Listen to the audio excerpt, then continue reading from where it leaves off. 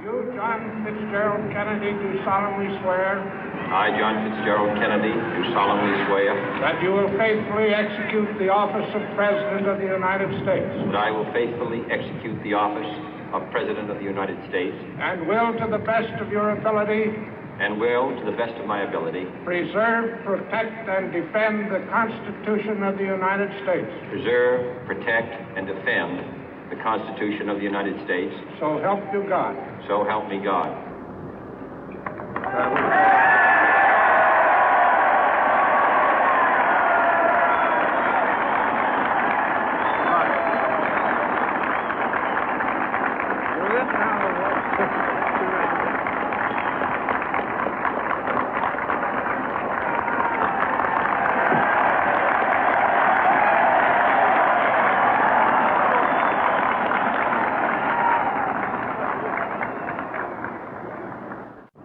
Vice President Johnson, Mr. Speaker, Mr. Chief Justice, President Eisenhower, Vice President Nixon, President Truman, Reverend clergy, fellow citizens. We observe today not a victory of party, but a celebration of freedom, symbolizing an end as well as a beginning, signifying renewal as well as change. For I have sworn before you and Almighty God the same solemn oath our forebears prescribed nearly a century and 3/4 ago. The world is very different now, for man holds in his mortal hands the power to abolish all forms of human poverty and all forms of human life.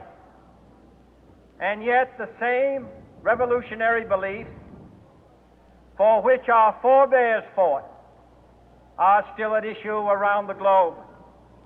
The belief that the rights of man come not from the generosity of the state, but from the hand of God.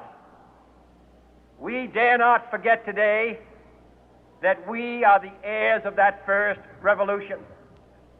Let the word go forth from this time and place to friend and foe alike that the torch has been passed to a new generation of Americans born in this century, tempered by war, disciplined by a hard and bitter peace, proud of our ancient heritage, and unwilling to witness or permit the slow undoing of those human rights to which this nation has always been committed and to which we are committed today at home and around the world.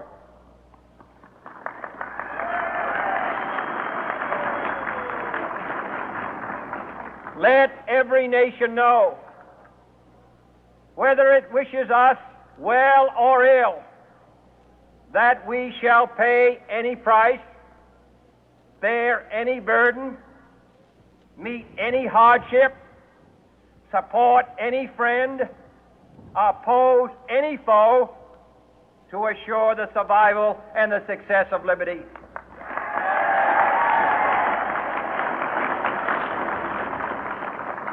This much we pledge and more. To those old allies whose cultural and spiritual origins we share, we pledge the loyalty of faithful friends. United, there is little we cannot do in a host of cooperative ventures. Divided, there is little we can do, for we dare not meet a powerful challenge at odds and split asunder. To those new states whom we welcome to the ranks of the free, we pledge our word that one form of colonial control shall not have passed away, merely to be replaced by a far more iron tyranny. We shall not always expect to find them supporting our view, but we shall always hope to find them strongly supporting their own freedom, and to remember that in the past, those who foolishly sought power by riding the back of the tiger ended up inside.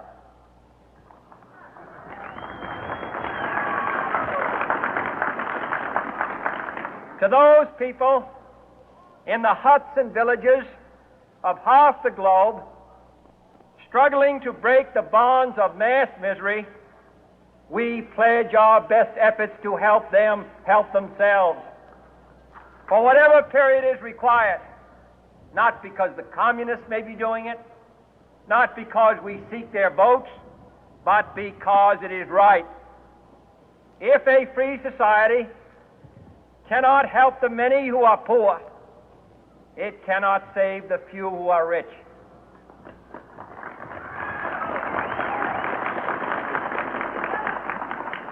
To our sister republics south of our border, we offer a special pledge to convert our good words into good deeds, in a new alliance for progress, to assist free men and free governments in casting off the chains of poverty.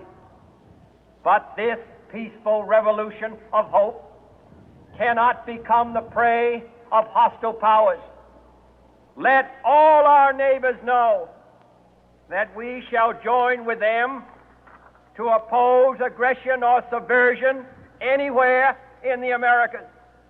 And let every other power know that this hemisphere intends to remain the master of its own house.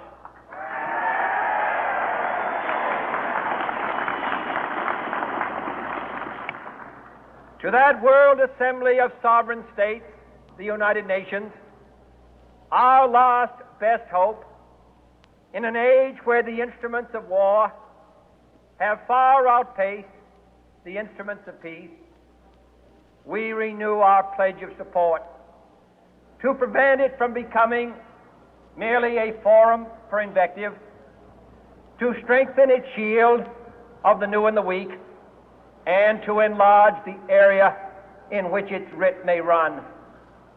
Finally, to those nations who would make themselves our adversary, we offer not a pledge, but a request that both sides begin anew the quest for peace.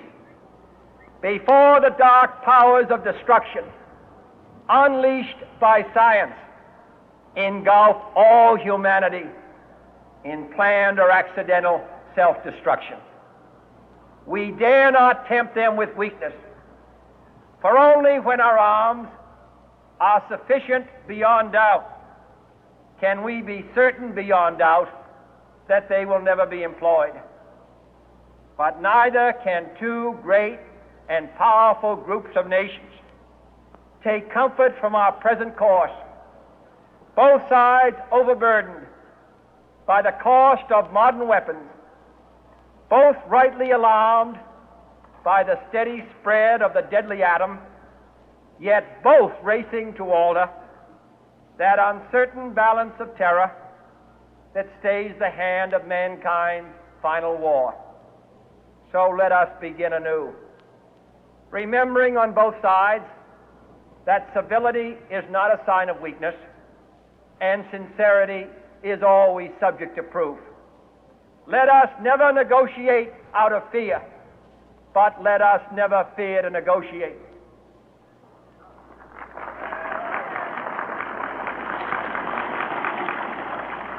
Let both sides explore what problems unite us, instead of belaboring those problems which divide us.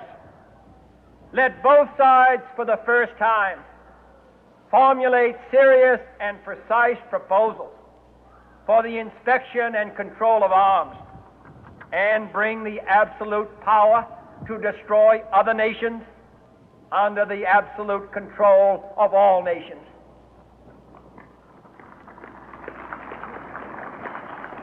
Let both sides seek to invoke the wonders of science instead of its terrors. Together, let us explore the stars, conquer the deserts, eradicate disease, tap the ocean depth, and encourage the arts and commerce. Let both sides unite to heed in all corners of the earth the command of Isaiah to undo the heavy burden and let the oppressed go free. And if a beachhead of cooperation may push back the jungle of suspicion, let both sides join in creating a new endeavor, not a new balance of power, but a new world of law, where the strong are just and the weak secure and the peace preserved. All this will not be finished in the first 100 days, nor will it be finished in the first 1,000 days, nor in the life of this administration, nor even perhaps in our lifetime on this planet. But let us begin.